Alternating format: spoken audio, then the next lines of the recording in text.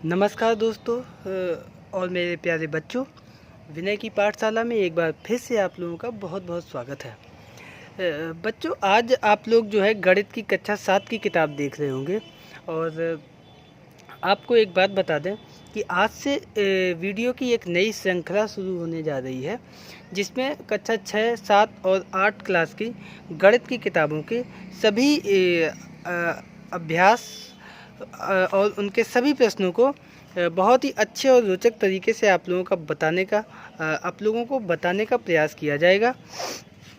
दोस्तों, वीडियो तो वैसे बहुत लंबे होंगे, लेकिन फिर भी कम से कम समय में अधिक से अधिक बातों को आपके सामने रखते हुए उनको समझाने का प्रयास करेंगे। और इसका एक बात और आपको बता दूं, इसका मुख्य उद्देश्य जो है वो ये है कि बच्चे अगर घर पे हैं तो भी मोबाइल से कोई भी प्रश्न अगर लगा रहे हैं, दिक्कत आ रही है, तो तुरंत मोबाइल से वीडियो को देख के उसको लगा सकते हैं, समझ सकते हैं। तो दोस्तों, चलते हैं, शुरू करते हैं आज से। दोस्तों, गणित की कक्षा 7 की किताब है और आज इसी का पहला पाठ हम बताएंगे आप लोगों को। और इकाई 1 जो है, ये जो नई किताब है वो आप लोगों के सामने है। इसमें बारकोड भी देख रहे होंगे आप लोग, और इसकी सहायता से भी आप लोग देख सकते हैं। और यहाँ पे परिमेय संख्याएं जो कि पहला पाठ है, तो आज हम लोग परिमेय संख्याओं के बारे में चर्चा करेंगे। परिमेय संख्याएं क्या होती हैं दोस्तों? परिमेय संख्याओं के बारे में एक बहुत ही साधारण सी डेफिनेशन है जो हम लोगों को बताई गई थी जब हम लोग पढ़ते थे, वही आप लोगों के सामने बता रहे हैं कि बहुत ही सिंपल है दोस्तों, बड़ी आसानी से याद हो जाएगी। वे संख्याएं जिन्हें अंश बटे हर के रूप में लिखा जा सके परिमेय संख्याएं कहलाती हैं। बहुत ही सरल दोस्तों परिभाषा है। वे संख्याएं जिन्हें अंश बटे हर के रूप में लिखा जा सके परिमेय संख्याएं कहलाती हैं। जैसे फॉर एग्जाम्पल, कोई भी एक संख्या आप लोग बताइए जिसमें अंश भी हो और हर भी हो। चलो हम लिखते हैं 5/8। तो यहाँ पे जो बटे के ये बीच वाली लाइन बटे की लाइन बोली जाती है, और इसके ऊपर जो संख्या लिखी है ये अंश हो गया मेरा, और इसके नीचे जो संख्या लिखी है वो हर हो गया। तो यहाँ पर 5 अंश है और 8 हर है, और ये संख्या होगी 5/8। ये संख्या परिमेय संख्या कहलाएगी। एक और उदाहरण आप लोगों के सामने रखते हैं, 12/14। ये भी कैसी संख्या होगी? परिमेय संख्या होगी। कैसी संख्या होगी? परिमेय संख्या होगी। क्यों? इसमें अंश कितना है? 12, और हर कितना है? 14। एक बात यहाँ पर और एक एग्जाम्पल आप लोगों के सामने रख रहे हैं। जैसे संख्या है 8। ये कैसी संख्या है मेरे प्यारे बच्चों? ये भी परिमेय संख्या है। क्यों? ये 8 तो अंश में आ जाएगा, और हर में कितना लिख देंगे हम? 1 लिख देंगे। जब नीचे हर में कोई संख्या नहीं होती है तो हम हर में 1 लिख देते हैं। तो ये हो गया मेरा 8/1, और ये कैसी संख्या हो गई? परिमेय संख्या। कैसी संख्या हो गई? परिमेय संख्या हो गई। चलो अगला उदाहरण आप लोगों को बताते हैं। जैसे संख्या लिखी हो 0। कोई पूछ देता है कि बताओ बेटा 0 कैसी संख्या है? तो 0 अपनी कैसी संख्या होगी? आओ देखते हैं। 0 के बटे में क्या कर देते हैं? 1 कर देंगे। सबके बटे में 1 हो जाएगा तो 0 के बटे में भी 1 हो जाएगा। एक ही नहीं, 0 के बटे में हम कुछ भी कर सकते हैं। 0/7 या 0/9।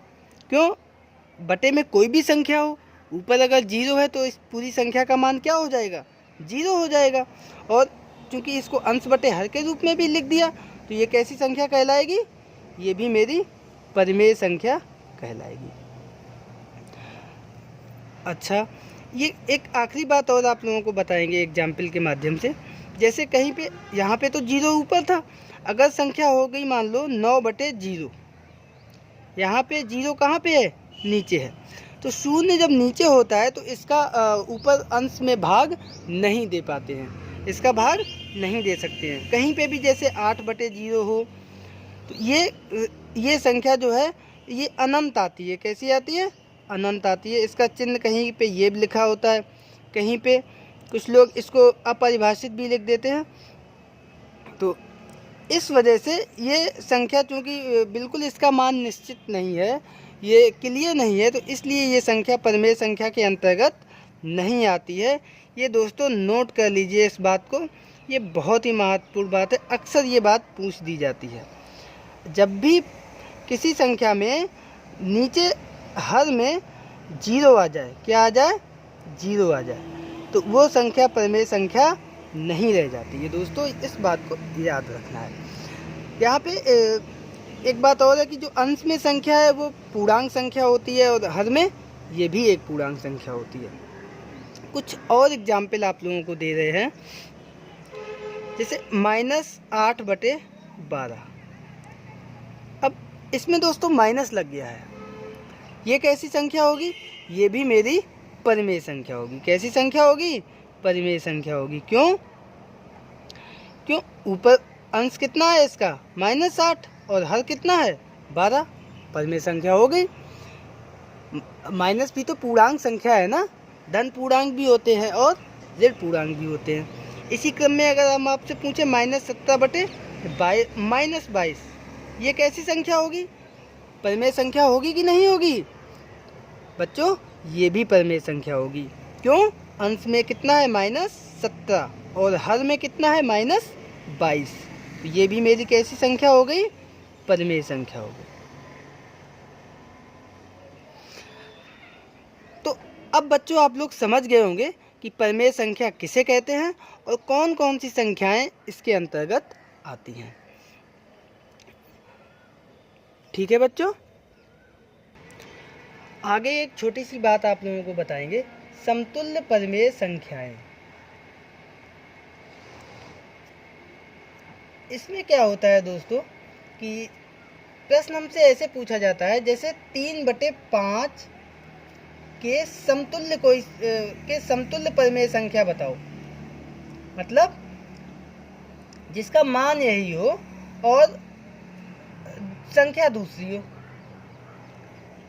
इसमें दोस्तों हम क्या करते हैं कि ऊपर और नीचे बराबर बराबर एक ही संख्या का गुणा कर देते हैं। कोई भी एक संख्या का गुणा कर दो, जैसे 3/5 यहाँ पे है, तो चलो हम इसमें 2 का गुणा कर देते हैं। कितने का कर देते हैं, तो जितने का ऊपर करेंगे उतने का ही नीचे करेंगे। तो ये हो गई 6/5 दूनी 10। ये संख्या और ये संख्या कैसी हुई, ये संख्या दोस्तों बराबर संख्या है। जो ये है वही ये है, बराबर है, समतुल्य है, समान है।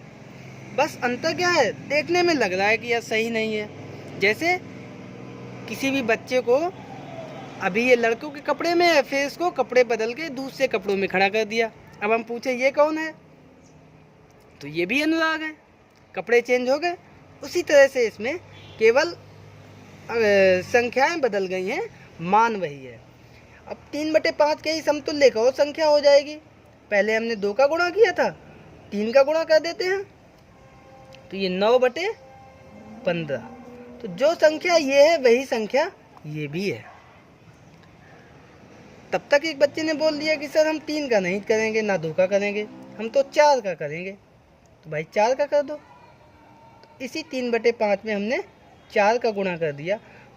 तो हाँ, ध्यान रखने वाली बात यह है कि जिस संख्या का ऊपर करेंगे गुणा, उसी संख्या का नीचे गुणा करेंगे।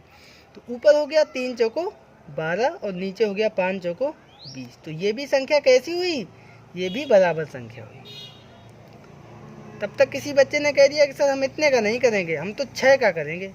तो 3/5 में ही 6 का गुणा कर दीजिए। बशर्ते 6 का गुणा अंश में भी करोगे तो हर में भी करना पड़ेगा, बराबर बराबर करना पड़ेगा।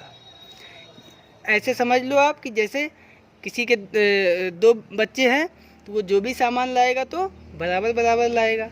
अगर बराबर नहीं लाएगा तो उन दोनों में क्या हो जाएगा, झगड़ा हो जाएगा।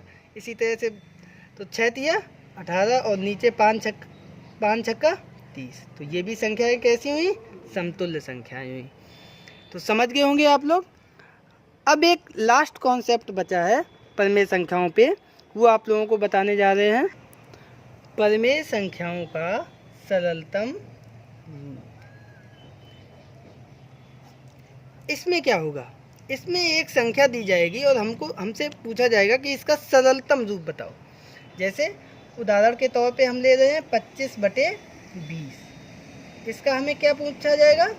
इसका सरलतम रूप। कैसा रूप? सरलतम रूप। तो इसमें हमें क्या करना होगा? इसमें हमें ढूंढनी होगी एक ऐसी संख्या जिसकी पहाड़े में ये दोनों संख्याएं आती होंगी। जी हाँ, तो चलिए फटाफट सोचिए कौन सी संख्या होगी। सोचिए। हाँ, 5। 5 एकम 5, 5 दूना 10, 5 तिया 15, 5 चौको 20 और पचम 25। तो ये 25/20 जो था, तो ये 5 से कट गया पचम 25 और 5 चौको 20। तो ये कितना आ गया? 5/4। तो ये अपनी कैसी संख्या हो गई? ये सरलतम रूप हो गया। इसी तरह से कोई एक और संख्या ले लो। जैसे इसका उदाहरण दिया गया है किताब में भी, 60/72। बहुत ध्यान से समझना है इसको। इसका भी हमें कैसा रूप चाहिए? इसका सरलतम रूप चाहिए। तो फटाफट जल्दी से याद करो, किस संख्या के पहाड़े में ये दोनों संख्याएं आती हैं? बताओ, सोच के बताओ जल्दी से। हाँ, किसने कौन समझ गया? 12 का पहाड़ा। कौन सा पहाड़ा पढ़ेंगे? 12 का पहाड़ा पढ़िए। तो 12 एकम 12, 12 दूनी 24, 12 तिया 36, 12 चौको 48, 12 पंचे 60 और 12 छक्का 72। तो ऊपर 5 और नीचे 6। तो ये कितना आ गया? 5/6। यही अपना कैसा रूप आ गया? सरलतम रूप आ गया। दोस्तों, उम्मीद करते हैं कि आप लोग मेरे बताए गए टॉपिक को बहुत ध्यान से समझे होंगे, ध्यान से पढ़े होंगे। अब इसी की जो एक्सरसाइज है अभ्यास फर्स्ट ए, उसको आप लोग लगाने का प्रयास करिएगा, और नहीं लगा पाएंगे तो अगले वीडियो में आपको वो एक्सरसाइज बताएंगे। बहुत बहुत धन्यवाद।